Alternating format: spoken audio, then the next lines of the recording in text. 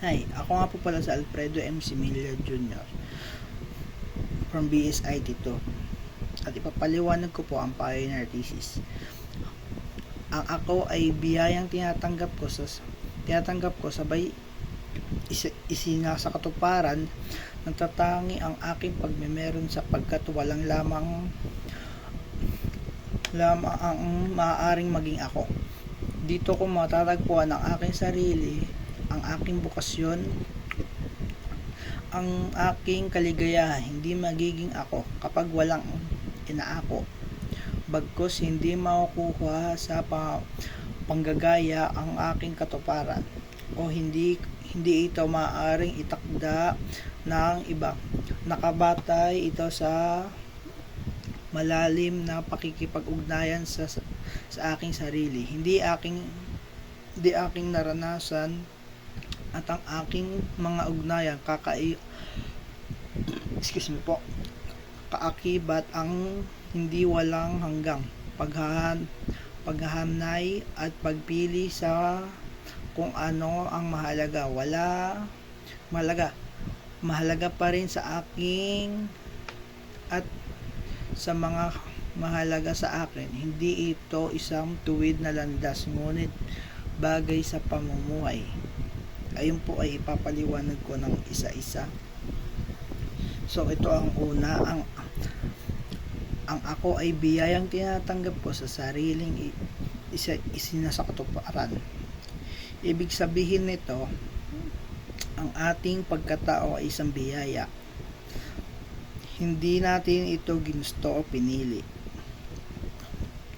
Sa simula kung ibinigay na sa atin ito, subalit hindi sapat na tanggapin lang ito. Kailangan din natin itong isabuhay. Halimbawa, pinanganak ka bilang ikaw, may talento, may kakayahan, at limitasyon. Pero ikaw lang din ang may tungkulin na paunlarin ang iyong sarili. Kaya't ang pagiging ikaw ay hindi lang basta ang pagkakaroon ng pagkatao, kundi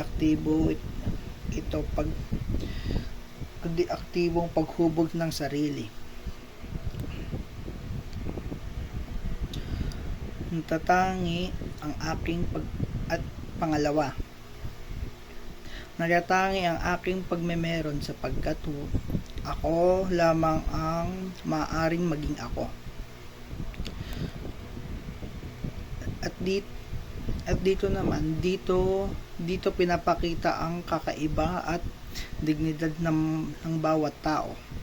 Walang ibang pwedeng maging ikaw, kundi ikaw lang. Kasi ikaw lang yon.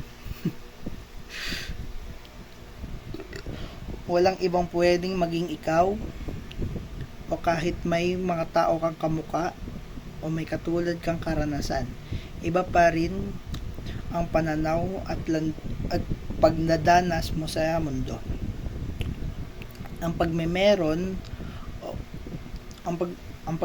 o pag-iral ay kakaiba sa bawat isa at isa pagkaunawa ng opinyon. Ito ang pinagmumulan ng halaga ng bawat tao, kaya't kailangan pahalagahan at kilalanin natin ang ating sariling pag-iral. Kaya't kung meron ka man at pangatlo, dito ko matatagpuan ang aking sarili, ang aking bukasyon, ang aking kaligayahan. Hindi pa nagiging ako kapag wala akong inaako. Ang pag-ako dito ay tumutukoy sa tanggapan ng responsibilidad sa sarili. Hindi tayo nagiging ganap na tao kung hindi natin inaako ang ating mga desisyon, pagkukulang at tungkulin. Halimbawa, halimbawa, kung patuloy natin isinisisi sa iba ang ating buhay o problema, hindi natin matatagpuan ang tunay na ako o ang tunay na ikaw. Sa kabilang banda, kapag walang tinanggap na at sa kabilang banda, kapag tinanggap natin ang ating mga pinipiling landas, kahit mahirap, doon natin matatagpuan ang ating bukasyon o layunin, at sa huli ang kaligayahan. At ang pang-apat, bugkos hindi makukuha sa panggagaya ang aking katuparan, o hindi ito maaring itakda ng iba. So ito ay paalala na ang tunay na pagkatao ay hindi natamo sa panggagaya o pagsunod. Ito hindi natatamo sa panggagaya o pagsunod lamang sa dikat ng lipunan. Dikta ng lipunan. Hindi mo mararating ang tunay mong katuparan kung ginagaya mo lamang ang gusto ng iba. Kung pinili mo maging katulad ng iba para lang matanggap o mapuri ang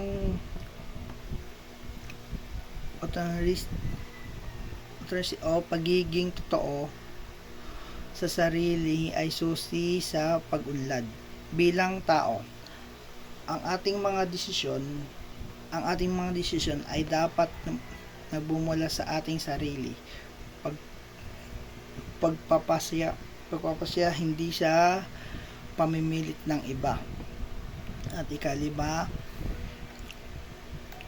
nakabatay ito sa malalim na pakikipag-ugnayan sa aking sarili, sa aking karanasan at sa aking ugnayang kaakibat, ang aking walang hanggang paghahanay at pagpili sa kung anong ang mahalaga para sa akin at sa mga mahalaga sa akin. Ang pagiging ako o ikaw ay hindi hiwalay sa iba. Nakikilala natin ang sarili sa ugnayan natin sa kapwa at sa mundo. Ang ating mga karanasan, pamilya at kaibigan or sa lipunan ay humuhubog sa kung sino tayo, ngunit sa huli tayo pa rin ang pumipili kung alin ang tunay na mahalaga. Ito ang tinatawag nating refleksyon at pagpapasya sa halaga. Ang kakayahang pinipili kung ano ang mabuti at makabulahaw sa buhay. Ika-anim, hindi ito isang tuwid na landas, ngunit gabay sa pamumuhay.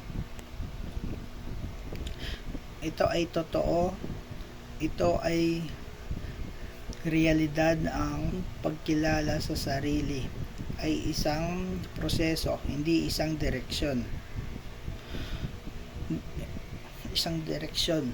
May pagkakamali,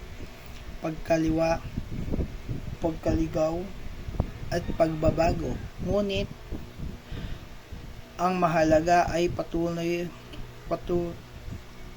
tayong nagsisikap at nagmumuni Ang pagiging ako or ikaw ay hindi simpleng konsepto. Ito ay isang gabay na araw-araw na pamumuhay.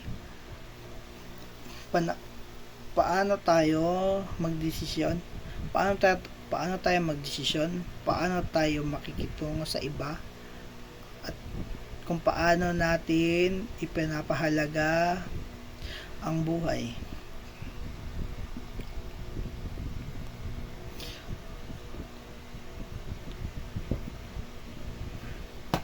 So, ang thesis na ito ay nagsasabi na pagiging ako o ikaw or tayo ay isang biyayang kailangan isabuhay sa pamamagitan ng tapat